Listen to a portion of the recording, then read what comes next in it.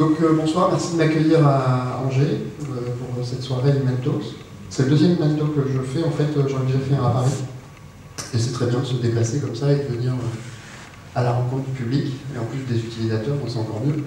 Je m'appelle donc David Pilato, je suis développeur évangéliste, j'appelle ça Technical Advocate, chez Elasticsearch depuis 1 an et 4 jours, à peu près. Alors ce soir, si vous faites des tweets, tweetez avec dièse Elasticsearch. Je suis payé au tweet en fait. Donc plus vous faites de tweets, c'est ça le boulot d'évangéliste, il faut qu'on parle de vous. Alors je vais vous parler de donner du sens à vos données avec Elasticsearch, et donc je vais commencer par vous dire ce qu'est Elasticsearch. Elasticsearch, c'est un moteur de recherche basé sur une bibliothèque super performante qui s'appelle Lucene, qui est développée chez Apache. C'est une bibliothèque sans doute la plus puissante qui puisse exister dans le monde open source, et probablement aussi une des plus puissantes si on compare avec le monde closed source. Le problème de Lucene, c'est que c'est écrit en Java. Alors c'est pas un problème technologique en soi, nous on adore Java, Elasticsearch c'est fait en Java, c'est pas un souci. C'est juste que lorsque vous voulez l'utiliser à partir d'autres technologies, ça devient un petit peu plus compliqué pour intégrer ça chez vous. Donc ce que va faire Elasticsearch, c'est qu'il va exposer l'ensemble des services offerts par Lucene à l'aide d'une couche HTTP, REST, JSON très classique. Du coup, vous pouvez l'utiliser à partir de n'importe quelle techno. Un des autres problèmes de Lucene, c'est qu'il est limité à un nœud, une machine physique. C'est-à-dire vous allez pouvoir rajouter de la mémoire, rajouter du processeur, etc. Mais vous allez atteindre des limites verticales de votre machine. Avec Elasticsearch, qu'on va rajouter, ce sont des opérations de partitionnement de vos données. On va les répartir dans plusieurs partitions, et on va ajouter de la réplication, du failover, de l'équilibrage de charge, du load balancing, tout ça de façon complètement intégrée. Elasticsearch, c'est plug and play. Démarrer en 30 secondes, c'est largement suffisant pour démarrer votre projet. Il faut 20 secondes pour télécharger, des IP, et puis le reste pour vraiment s'amuser avec. Et le tout, c'est cool, c'est sous une licence Apache 2, donc vous l'utilisez comme vous voulez dans vos projets, c'est très compatible avec vos différents projets. Alors comment on fait quand on démarre avec Elasticsearch? On télécharge une distribution. Bon, là, c'est plus tout à fait à jour, mon slide, ça devrait être la 0.90.10, mais qu'importe. Et on lance Elasticsearch avec une commande de ce type-là. Et c'est tout. Et la première chose que vous pouvez faire avec, c'est envoyer, déposer ce qu'on appelle un document. Alors chez Elasticsearch, on ne parle que JSON. Je suis désolé pour les fans de XML, on ne fait pas de XML chez nous. Et là, ce qu'on va faire, en fait, c'est qu'on va déposer dans un index, là on va stocker nos données, qui s'appelle session, un document de type session, et c'est le document numéro 1. Et je passe le document JSON. Première commande, deuxième commande. Quand je dis démarrer en 30 secondes, c'est vraiment pour ça. On y va directement. Et ce que va faire Elasticsearch, en fait, il va indexer ce contenu. Qu'est-ce que c'est qu'indexer? Indexer, c'est fabriquer un index. Et un index, c'est quoi? C'est ça. C'est ce que vous avez à la fin d'un bouquin. Et dans votre index, ce que vous allez être capable de faire, c'est chercher. Si vous cherchez ici le mot fenêtre, quelque part dans votre bouquin, vous allez voir que le mot fenêtre a été trouvé dans des objets. On a sans doute indexé des pages, ici ce sont des identifiants de pages. Donc on est capable de retrouver les pages concernées par cet objet. Par ce mot, pardon. Et ça c'est pour la recherche, mais en fait on peut faire déjà parler ces données. Je connais la taille de la collection, je sais combien d'éléments fenêtres j'ai dans mon dataset. D'accord? Et avec ça, on peut faire ce qu'on appelle des facettes, c'est-à-dire des analytics. Essayer de donner de la valeur à nos données et les comprendre.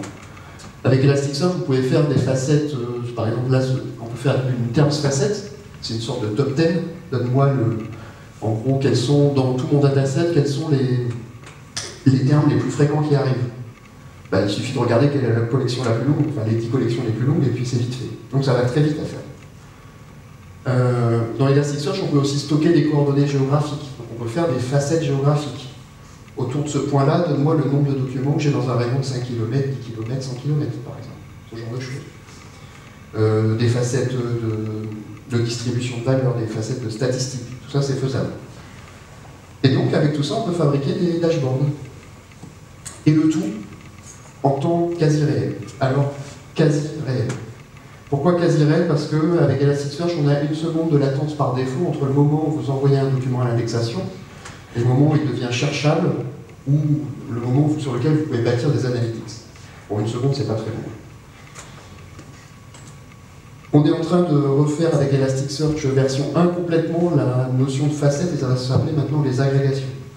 C'est quelque chose qui va venir pour tous ceux qui sont déjà intéressés, ce qui va rendre encore les choses beaucoup plus funky, plus sexy, enfin, vraiment on pourra faire des choses très intéressantes avec. Alors chez Elasticsearch, on a un autre projet qui s'appelle Kibana. Qui connaît Kibana dans la salle? Historiquement, Kibana s'était fabriqué au-dessus d'un autre projet qui s'appelle Logstash. Alors Logstash nous a aussi rejoint, je vous en parlerai tout à l'heure, au niveau d'Elasticsearch. Et Logstash, c'est une sorte d'ETL qui récupère des logs, qui les transforme et qui les charge dans Elasticsearch. Kibana a été développé en Ruby au-dessus de Logstash pour afficher des informations. Et il y a un an, le développeur de Kibana nous a rejoint, Rachid est arrivé en même temps, en fait, le même jour. Et depuis, il a passé son temps à développer Kibana en AngularJS pur, donc ça tourne maintenant dans le browser, et surtout à rendre complètement générique l'interface. Ça veut dire qu'on ne fait plus de la représentation de log, mais on peut faire la représentation de n'importe quoi. Et en réalité, on peut faire la représentation de vos logs, de Twitter, de GitHub, de données marketing, de vos données, éventuellement de vos grosses données. Ça marche aussi sur les petites données. Souvent on associe Elasticsearch, ah ouais, j'ai pas 14 millions de documents, donc je peux pas lancer la donne. Ça marche très bien sur 1000 documents, vous pouvez y aller aussi. Aujourd'hui, on va refaire une petite démo et on va regarder un petit peu comment donner du sens à des données marketing. Alors je vais indexer devant vous 1 million de documents qui ont à peu près cette tête-là. D'accord? C'est des documents JSON dans lesquels je vais retrouver un nom, je vais retrouver une date de naissance, je vais retrouver le sexe de la personne. Je vais aussi ajouter des données un petit peu marketing qui sont le nombre de fois que l'utilisateur a cliqué sur le bouton Fashion, Musique ou Wi-Fi dans son application iPhone. Donc en gros, c'est ses centres d'intérêt finalement. Et puis une adresse qui est structurée comme ça, un pays, qu'est-ce que j'ai, un country code, et puis... Ok? Alors on va faire cette démo-là. Le temps que je switch d'écran, je vous dis que j'ai aussi des autocollants à vous filer. Je n'ai pas grand-chose, je ne suis pas très riche en goodies, mais j'ai moins des autocollants. Donc si vous voulez venir après la session, vous pouvez les prendre avec plaisir. Voilà, vous voyez ça. C'est petit, non? Un poil. Ok. On va essayer de mettre ça devant.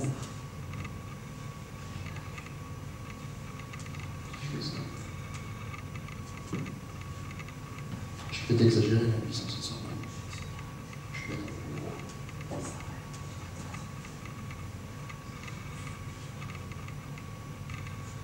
Ok. Et donc, je vais ici. Vous allez me dire que c'est toujours petit. Je devrais pouvoir inventer un diagramme. Pour remarquer ce que vous allez voir, qui n'a pas tellement d'intérêt en soi. D'abord, vous êtes capable de mettre loin, en fait. Vous êtes devant. Vous avez des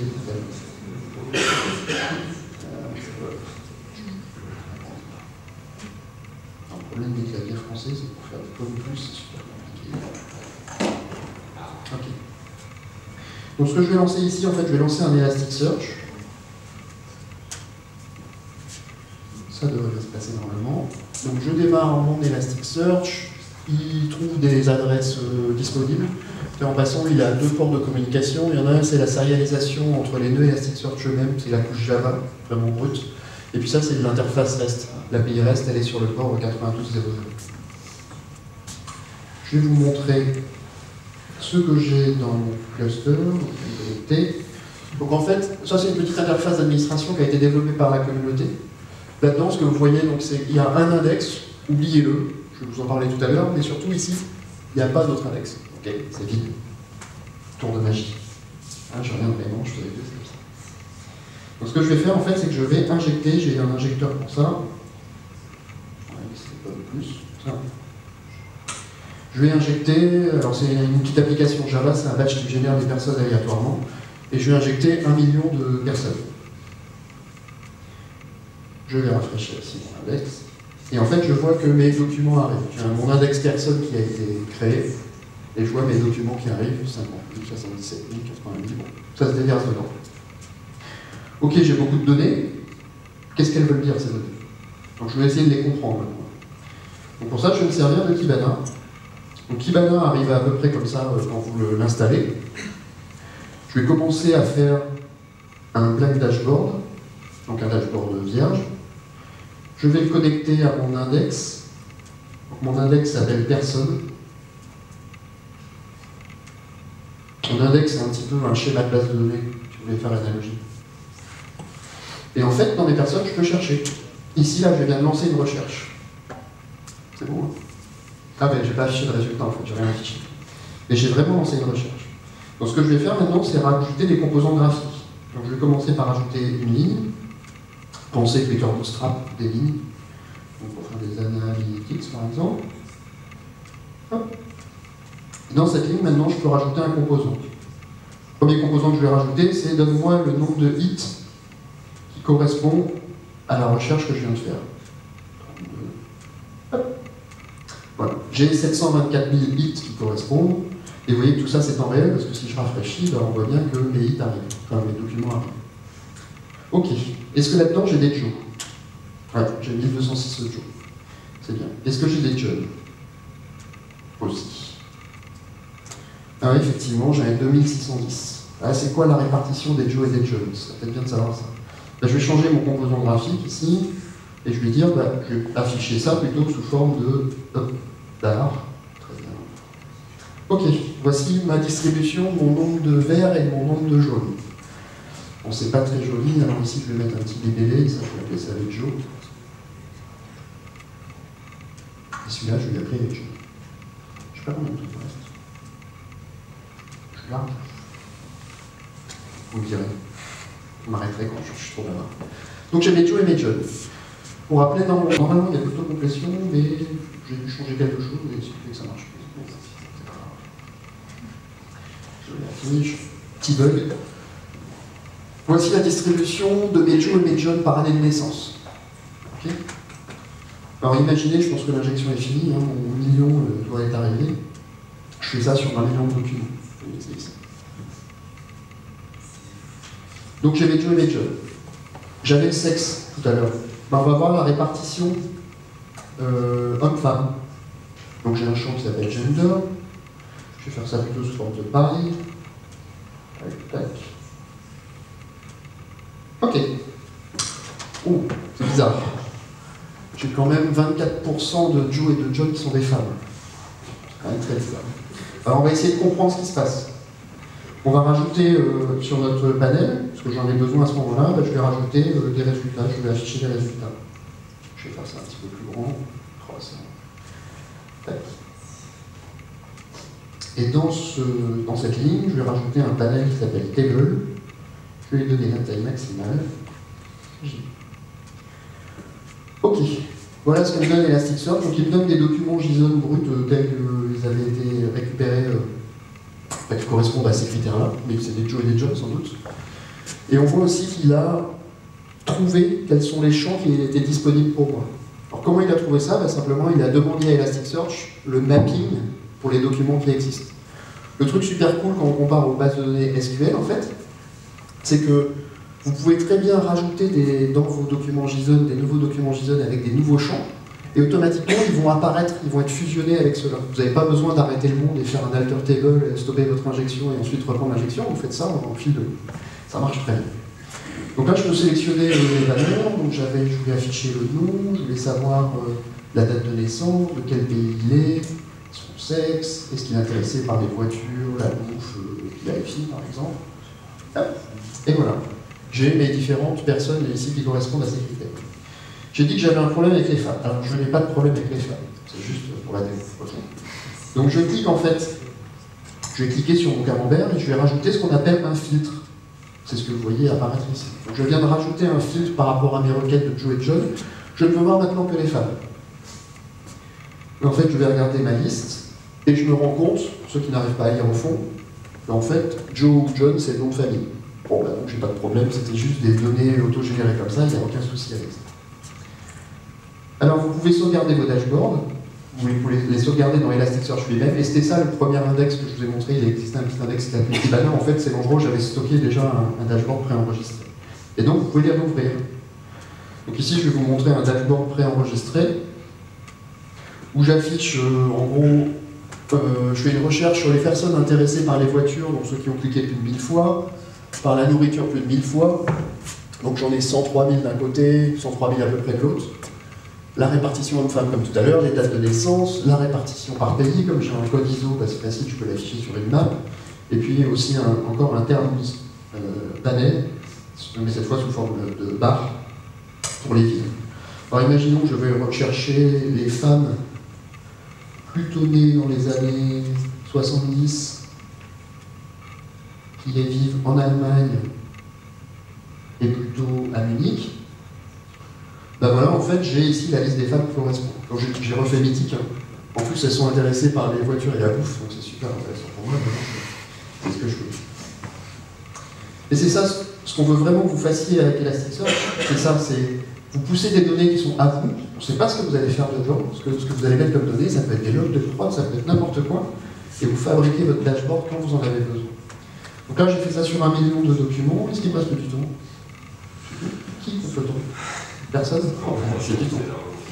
J'ai juste un train à prendre, mais alors comme j'ai beaucoup de temps, parce qu'on ne me l'a pas dit, je vais vous montrer autre chose. Enfin, je vais essayer, parce que des fois je me plante en démo. Je vais vous montrer le côté élastique d'Elasticsearch. Donc ce que je vais faire en fait, c'est que je vais démarrer un nouveau nœud Elasticsearch. Imaginez que ce soit une nouvelle machine. Et en gros, les deux machines vont se connecter ensemble et doivent normalement s'autodécouvrir. Ce que j'espère ici. Effectivement, ce nœud-là qui vient de démarrer, ce nouveau nœud vient de détecter un maître. Okay, et si je regarde mon maître, il me dit « Ah ben moi j'ai détecté un nouveau nœud qui vient de jouer avec moi ». Et ce que va faire Elasticsearch dans ce cas-là, si je rafraîchis cette vue, en fait c'est qu'il a dupliqué, il a répliqué vos données. Ce qu'on voit ici c'est un index, et un index est découpé en shards, en partitions. Chaque shard, chaque petit carré là, c'est une instance de Lucene. Et c'est comme ça qu'on fait pour distribuer Lucene sur tout un tas de machines et avoir une scalabilité quasiment infinie. Donc on découpe vos index et on les répartit. Vous avez en gras là, les shards qu'on appelle primaires, et ceux qui ne sont pas en gras, sont les réplicas. Ce sont des copies parfaites des autres shards. Ça veut dire que je peux tuer le nœud 0, automatiquement j'ai une survie quelque part. Et ce qui est sympa, c'est que je peux aussi redémarrer un autre nœud. Donc je redémarre un autre nœud. Alors il donne des noms de super-héros à chaque nœud. Marvel. Et donc là, on voit que le nœud est apparu, et il devrait me faire normalement de la réallocation au bout d'un moment. Hop, on voit en mauve là, il se dit bon, bah, j'ai de la puissance de calcul, ça sert à rien de garder tous mes shards et tous mes index Lucene ici, autant me servir de la nouvelle machine que je viens de mettre à sa disposition. Donc c'est ce qu'il a fait. Il a réparti les shards, il a redistribué vos données dans votre cluster. Et pendant que vous faites ça, bah, vous pouvez toujours continuer à jouer avec Kibana, hein, ça change strictement rien pour vos recherches, ça continue à marcher. Ça d'ailleurs, je ne vous ai pas dit, mais si je fais ça sur mon million de données, on n'a pas regardé ce que ça donnait tout à l'heure, ma représentation de mon million de données, j'avais des filtres, je les enlève, tac, j'enlève les filtres, tac, tac. Aussi la représentation de mon million de données par année de naissance, sexe, homme, femme, etc. Et donc ça marche très bien. C'est cool, non? Ouais, c'est cool. Moi j'adore. Je peux tuer un nœud. Ça c'est la partie en général qui pendant la démo se passe plus mal. Donc je tue un nœud ici. Et il est normalement censé prendre une décision. Voilà. Il est en train de refaire en sorte de réallouer correctement mes données et faire en sorte que ça marche. Juste ça. Ok, cool.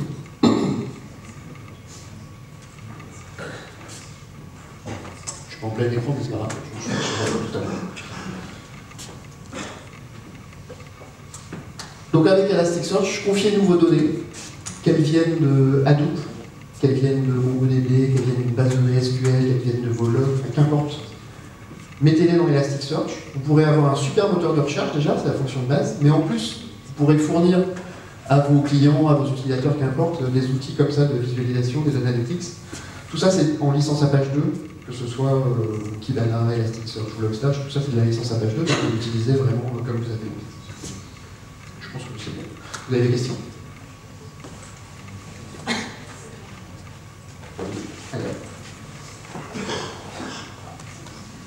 Merci pour ce texte super intéressant, pour quelque chose qu'on a découvert et qui a l'air assez puissant. Et du coup, je me demandais si vous aviez des exemples concrets avec peut-être vos clients d'applications directes qui utilisent Elasticsearch. Oui, voilà. En fait, tu l'as déjà cité tout à l'heure. GitHub, tu fais une recherche aujourd'hui dans GitHub, bah, typiquement, il te fournit ton résultat de recherche très rapidement, ça tu dois le voir. Et notamment à gauche, il y a une partie où tu vois est-ce que c'est du code source, est-ce que c'est des repositories, est-ce que c'est du Java, du PHP, du Python, etc. Parce qu'on voit à gauche, c'est des facettes. Typiquement, c'est des analytics en fait. C'est l'ensemble complet.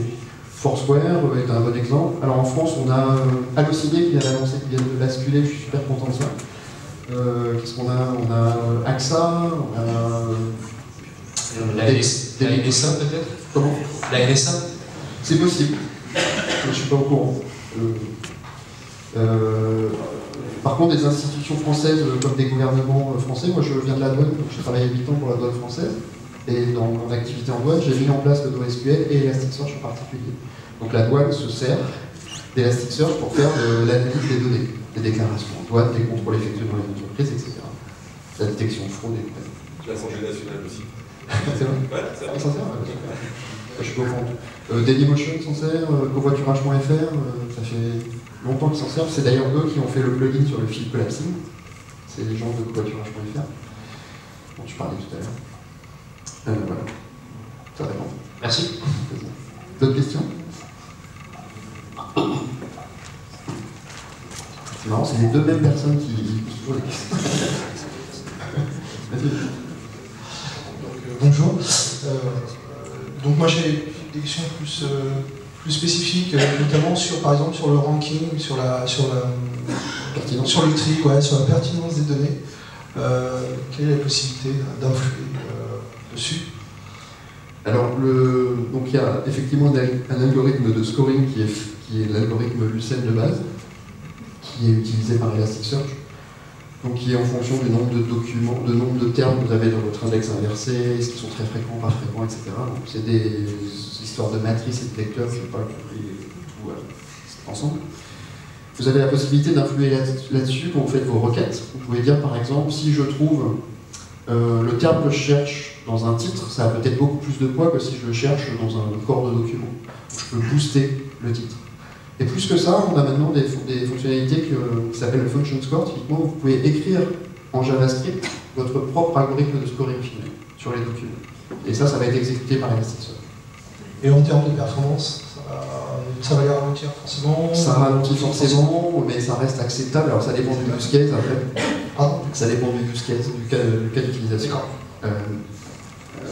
Il y a des cas d'utilisation pour lesquels il faut être, je sais pas, en dessous de 10 millisecondes, par exemple, quand on fait de l'autocomplétion. Peut-être que pour ces cas-là, faire du function score, peut-être que ça s'appliquera mal, ou alors peut-être qu'il faudra designer son index d'une façon un petit peu différente pour ça.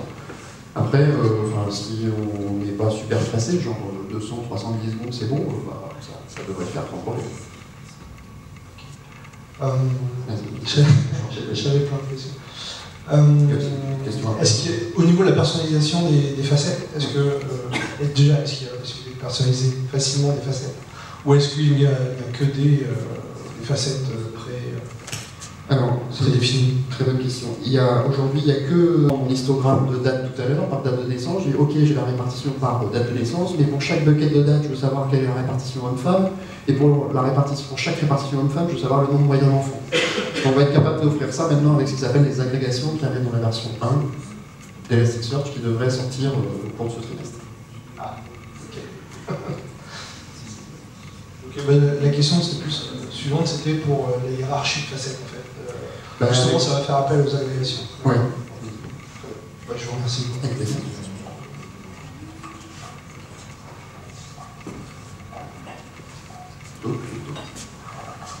Bonsoir. Est-ce que vous pouvez nous... je ne veux pas troller non plus, mais est-ce que vous pouvez nous faire un comparatif rapide avec Solaire? Solaire. Non, non plus, je ne troll pas. Non, j'ai un peu de mal à en parler parce que je ne connais pas Solaire. Donc j'aurais du mal à estimer, je peux juste vous dire ce qu'on m'en a dit. Ce n'est pas mon avis à moi, c'est juste ce qu'on m'en a dit. Il y a deux choses à voir dans Solar. Alors fonctionnellement, c'est très proche. Déjà, tous les deux, on est basé sur du SEM. Donc on expose les fonctions du SEM, donc vraiment, on est très très proche. Une des différences principales, c'est qu'avec Solar, il faut configurer pas mal de choses avant de démarrer. Et là, c'est beaucoup plus simple. Je dirais que la prise en main avec Elasticsearch est vraiment beaucoup plus simplifiée. Bien que Solar, dans sa dernière version, a fait beaucoup de progrès. Dans la toute dernière version qu'ils ont publiée. Un autre élément de comparaison qu'il faut avoir, c'est plutôt avec Solar Cloud. Solar Cloud, qui est une version distribuée de Solar en fait, sur plusieurs machines, de façon à avoir une scalabilité horizontale. Et tout à l'heure, vous avez fait, pendant votre talk, vous avez parlé d'un truc super important qui sont les histoires d'accepter de la charge, faire des requêtes asynchrone, faire ce qu'on appelle des threads non bloquants aussi en Java. Ce qu'il faut savoir, c'est qu'Elasticsearch de base a été développé comme ça. C'est-à-dire que tout est fait pour le cloud et pour cette scalabilité horizontale. Donc c'est des threads non bloquants, tout est asynchrone, c'est d'ailleurs compliqué à coder. Et ensuite, une des implémentations qu'on a choisies sur cette mécanique-là, c'est l'indexation avec du Lucene. Chez Solar, c'est l'inverse. C'est-à-dire qu'ils ont d'abord fait quelque chose au-dessus de Lucene, puis ensuite, maintenant, ils essayent au-dessus de rajouter une couche de distribution. Et ça marche pas. Vraiment pas de la même façon, on ne met pas du tout avec les mêmes performances. Donc je dirais que si on compare du Solar avec du Lucene sur une seule machine, un seul nœud, un seul index, un seul char, on va avoir les mêmes performances, globalement. Peut-être qu'ils peuvent être un petit peu plus rapides sur certains use cases, peut-être. Voilà. Par contre, si on compare avec, cette fois, des milliards de documents répartis sur 150 machines, etc., ils vont avoir beaucoup de mal à suivre. Un des autres éléments, c'est que quand on indexe massivement dans Elasticsearch, la recherche continue à fonctionner de façon avec quasiment la même qualité de service. Ce qui n'est pas le cas avec Solar. Aujourd'hui, avec Solar, quand on indexe massivement, il faut avoir fini son indexation pour donner à disposition de la recherche son instance Solar. C'est ma compréhension du sujet.